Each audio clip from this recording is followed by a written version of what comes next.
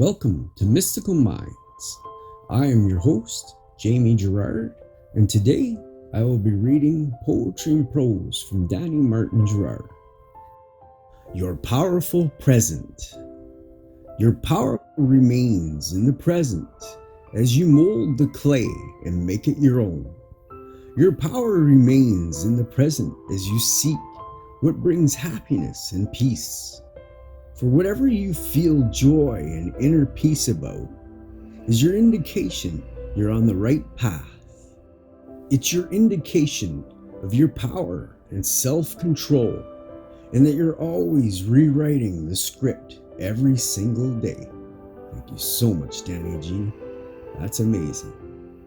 And now, I'd like to take a moment with you to think of 3 things you're grateful for from yesterday, right now. So if you're able, please close your eyes and think of those things.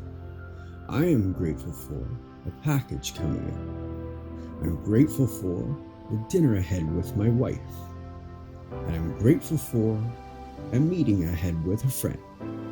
What are you grateful for?